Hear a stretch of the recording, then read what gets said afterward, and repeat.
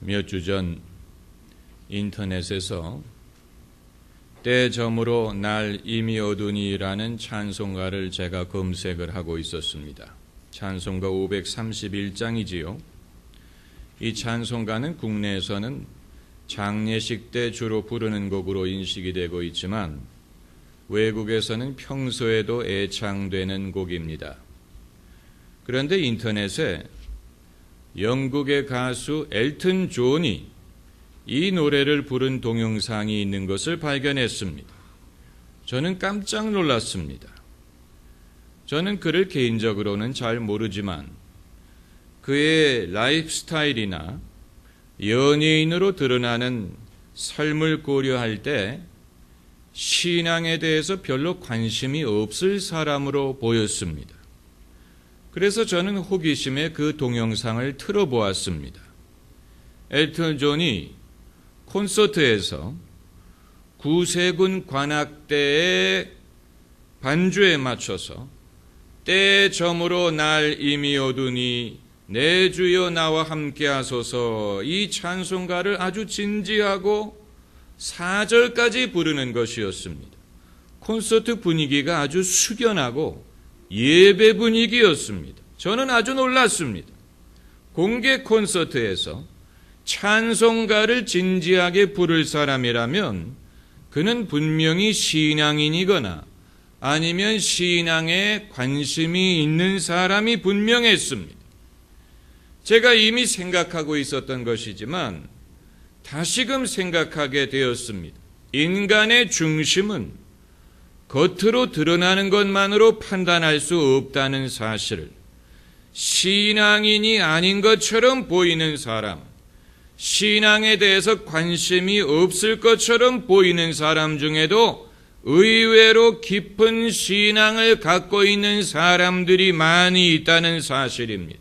좀 더 구체적으로 사람이 교회를 얼마나 자주 다니고 어느 교회에 속했느냐만을 가지고 그 사람이 예수 그리스도를 믿느냐 안 믿느냐를 알 수가 없다는 것입니다. 미국의 교수 두 사람이, 한 사람은 종교학 교수고 한 사람은 경제학 교수인데 이 두 사람이 유럽의 기독교에 대한 논문을 썼습니다. 논문의 제목이 공급자적 해석으로 본 유럽의 세속화입니다. 좀 복잡하지요? 이 논문에서 저자들은 유럽이 표면적으로 드러나는 세속화 현상과 실제적으로 사람들이 고백하는 신앙 사이에 상당한 차이가 있다는 사실을 주목합니다. 그 예로 유럽에서 가장 세속적이라는 아이슬란드라는 나라를 거론하는데 아이슬란드는 유럽에서 교회를 다니는 인구의 비율이 가장 적은 나라입니다. 인구의 2% 정도만이 교회를 다닙니다. 그것만을 가지고 볼 때는 아이슬란드는 상당히 세속화된 나라입니다. 그런데 정작 아이슬란드 사람들에게 물어보면 그렇지가 않다는 것입니다. 아이슬란드 사람 대부분이 세례를 받고 거의 모든 결혼식을 교회에서 하고 신문 부고란에 보면 영생에 대한 믿음을 고백하는 부고가 많다는 것입니다. 천국 가셨다라든가 하나님의 부르심을 받았다라든가 그리고 아이슬란드 사람들에게 당신은 스스로를 종교적이라고 생각하느냐고 물을 때 인구의 66%가 그렇다라고 대답을 하고 인구의 75%가 하나님을 믿는다고 말하고 오직 2%만이 무신론자라고 대답을 한다는 것입니다. 상당수가 집에 성경책을 소장하고 있다는 것입니다. 그리고 신기한 것은 이러한 통계가 미국인과 비교했을 때도 별 차이가 나지 않는다는 것입니다. 미국인 74%가 자기를 종교적이라고 말하고 95%가 하나님을 믿는다고 말합니다. 다만 아이슬란드와 미국에는 현저한 한 가지 차이점이 있는데 그건 교회 출석률입니다. 아이슬란드에서는 2%만이 교회를 다니는데 미국에서는 인구의 43%가 교회를 다닙니다. 그래서 이 논문의 저자들은 그 이유가 무엇일까를 연구했어요. 왜 유럽인들은 반드시 비신앙인이 아닌데 교회 참석률이 저조할까? 반대로 미국인들은 더 신앙적인 것이 아닌데 그렇게 교회를 많이 다닐까? 저자들이 내린 결론은 공급자적 관점에서 교회의 역할이라는 것입니다. 다시 말하면 수요는 존재하는데 공급이 시원치 않다는 것. 미국 같은 나라는 교회가 많아요. 교단이 다양합니다. 교회 세우기가 쉬워요. 목회자가 되는 길이 다양해요. 원활한 공급이 이루어집니다. 반대로 유럽은 오랫동안 국가가 교회를 통제하고 독점 체제를 유지했습니다.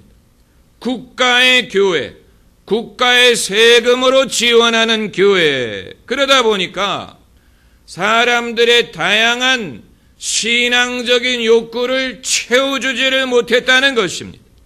공급자 쪽에 문제가 있었다는 것입니다. 저는 그 논문을 읽고 제가 그동안에 한국 교회의 단점이라고 생각했던 부분들이 단점이 아닐 수 있다는 것을 생각하게 되었습니다. 대한민국에는 교회가 많아요. 동네마다 교회가 있습니다. 골목마다 교회가 있습니다. 어떤 경우에는 한 상가 건물에 교회가 2-3개가 들어가 있습니다. 신학교가 많아요. 교단이 많습니다. 목사 되는 길이 의외로 쉽습니다. 교회 간의 경쟁이 많습니다. 그 단점은 교회들이 통제가 안 되고 감독이 되지 않는다는 것입니다. 개교회주의, 교회 간의 경쟁이 심하고 교인들의 수평 이동이 잦습니다. 저는 이와 같은 현상을 단점이라고만 생각했는데 그 논문을 읽고 나니까 그게 우리의 장점일 수도 있다는 생각을 하게 되었습니다. 교회가 많고 다양하고 여러 종류의 교회가 있다 보니까 여러 종류의 사람들을 품고 그들에게 필요한 신앙적인 도움을 제공할 수 있다는 것입니다. 공급이 원활하다는 것입니다. 결과적으로 교인들 숫자가 많고 출석률이 높아질 수 있었다는 것입니다. 제가 왜 이 이야기를 하느냐? 저는 목사로서 제 사명은 예수님의 복음을 전하는 것뿐만이 아니고 예수님의 복음을 변증하는 것입니다. 어떻게 하면 좀 더 많은 사람이 예수 그리스도를 믿을 수 있을까? 어떻게 하면 예수 그리스도를 좀 더 바르게 더 많은 사람들에게 전할 수 있을까를 고민합니다. 그러기 위해서는 제 자신이 먼저 예수 그리스도를 알아야 됩니다. 제가 예수님을 아는 만큼 사람들에게 예수님을 전할 수가 있습니다. 제가 예수님을 바로 알수록 사람들에게 예수님을 바로 전할 수가 있습니다. 이건 굉장히 중요한 문제입니다. 만일 제가 알고 있는 예수님이 무섭고 엄하고 사람들의 죄를 따지고 사람들을 비판하는 분이라면 저도 사람들에게 그런 예수님을 전하게 될 것입니다. 실제로 제가 오랫동안 알고 있었던 예수님은 그런 분이었습니다. 그리고 사람들에게 그러한 예수님의 모습을 전했습니다. 그래서 사람들이 왜 늘 예수님 믿기를 부담스러워하는지를 이상하게 생각했습니다. 나처럼 일찍 정신을 차리고 욕심을 버리고 사심이 없이 예수님을 따르지 왜 사람들은 주저할까라고 생각을 했어요. 그런데 제가 예수님을 오래 믿고 성경을 깊이 연구하다 보니까 실제 예수님은 다르다는 사실을 발견했습니다. 옛날에 제가 생각했던 예수님은 옥죄이는 분이었어요. 뭔가 인간의 인간됨을 못마땅하게 생각하시고 부인하시고 또 사람을 바꾸려고 하시고 사람의 인간됨을 벗겨버리고 뭔가 경건한 존재로 바꾸려는 그런 분이라고 생각했어요. 당연히 젊은이들에게는 인기가 없지. 주는 것보다 빼앗는 게 많으니까. 그럼에도 불구하고 한국 사람들이 교회를 많이 오는 것은 착하기 때문입니다. 그런데 제가 성경을 연구하면서 특별히 복음서의 예수님의 말씀, 예수님의 행적을 깊이 연구하면서 예수님은 반드시 그런 분이 아니라는 생각을 하게 됐습니다. 다시 말하면 예수님은 하나님 편에 서서 사람을 비판하고 야단치고 사람을 재촉하는 그런 분이 아니고 반대로 인간 편에 서서 인간을 이해하시고 긍휼히 여기시고 인간을 변호하시고 하나님 앞에서 인간을 대변하고자 하는 문자 그대로 인류를 섬기러 오신 분이었다는 것입니다. 그것뿐만이 아니고 예수님께서는 인간을 얽매고 있는 많은 것에 대해서 통탄하게 생각하시고 그것들로부터 사람을 자유하게 하시기를 원하셨습니다. 무엇으로부터 자유하게 하기를 원하셨냐면 첫째는 자연의 횡포로부터입니다. 질병, 죽음, 풍랑, 가난 이런 자연의 횡포 앞에서 예수님은 맞서셨어요. 그래서 병자를 고쳐주시고 죽은 자를 살리시고 풍랑을 꾸짖으시고 가난한 자를 먹이셨습니다. 또한 인간에 대한 횡포로부터 사람을 자유케 해주시기를 원하셨습니다.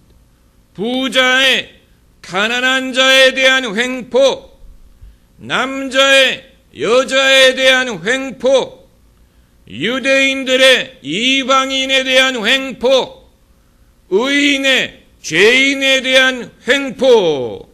그래서 예수님은 가난한 자들을 찾아가시고 병든 자들을 고치시고 여성과 죄인과 이방인을 환영하셨습니다.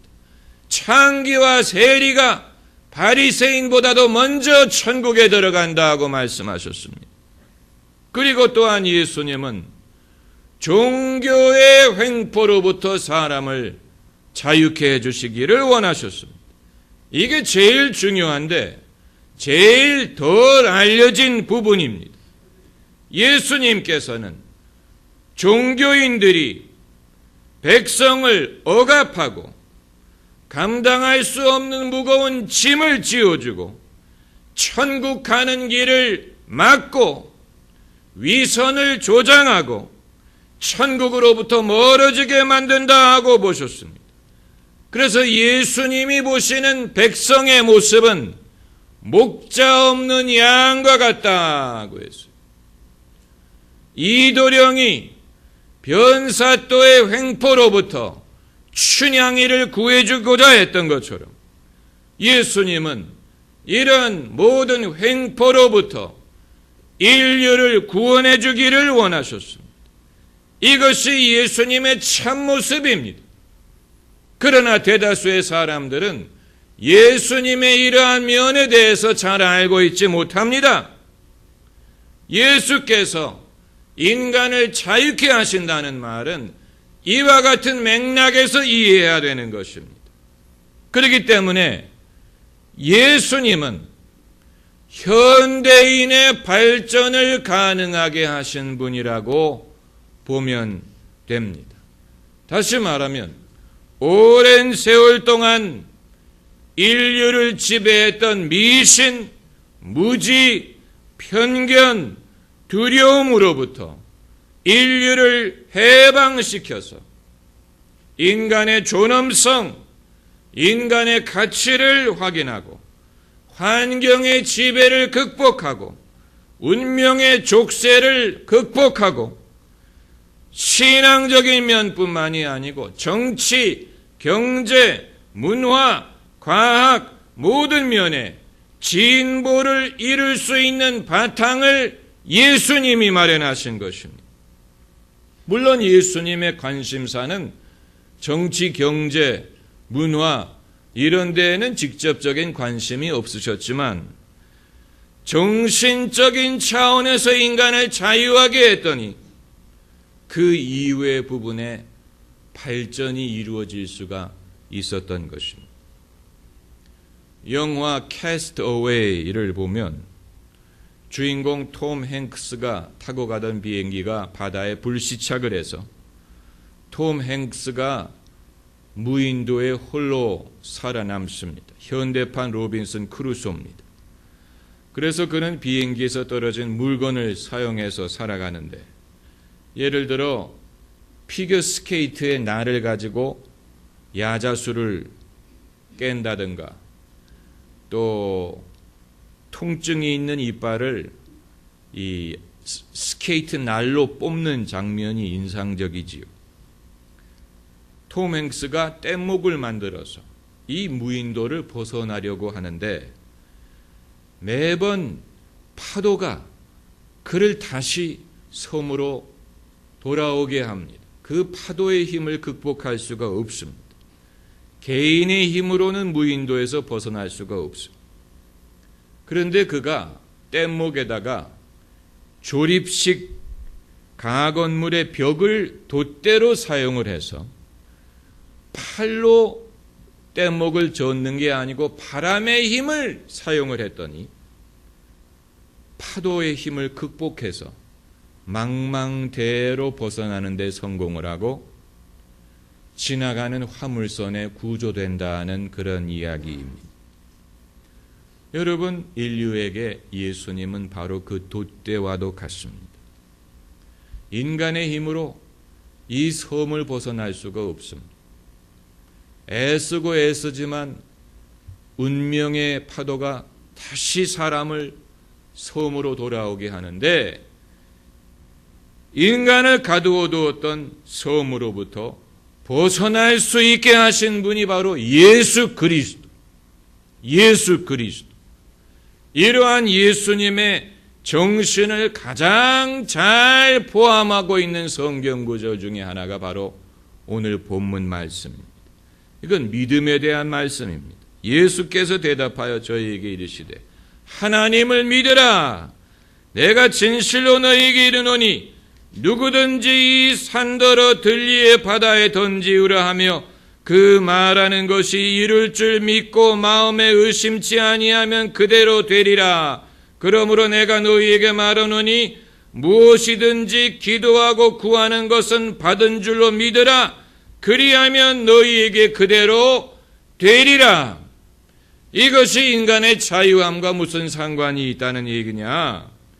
예수님이 이루고자 하시는 인간의 자유는 혁명을 통한 것이 아니고 개혁을 통한 것이 아니고 하나님이 없는 자유가 아닙니다. 예수님이 이루고자 하시는 자유는 하나님이 있는 자유요. 믿음 안에서 이루어지는 자유.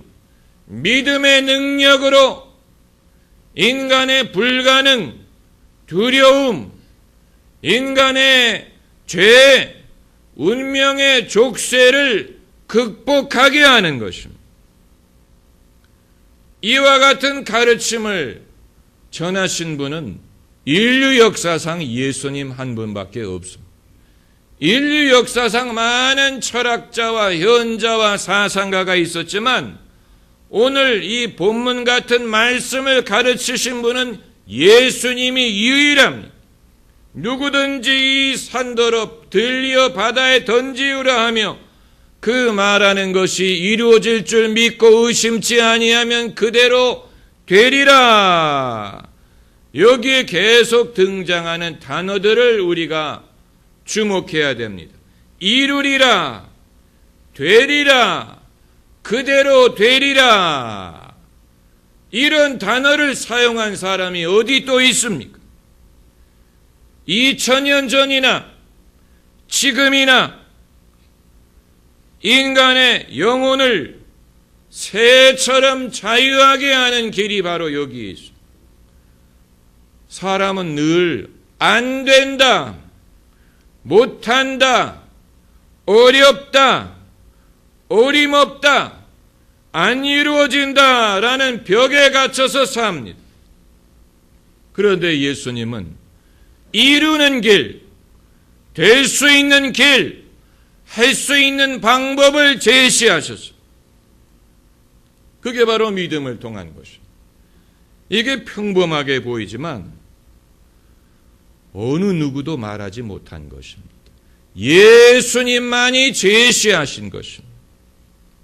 그렇기 때문에 사람이 예수님을 믿지 않는 것은 이상한 것입니다.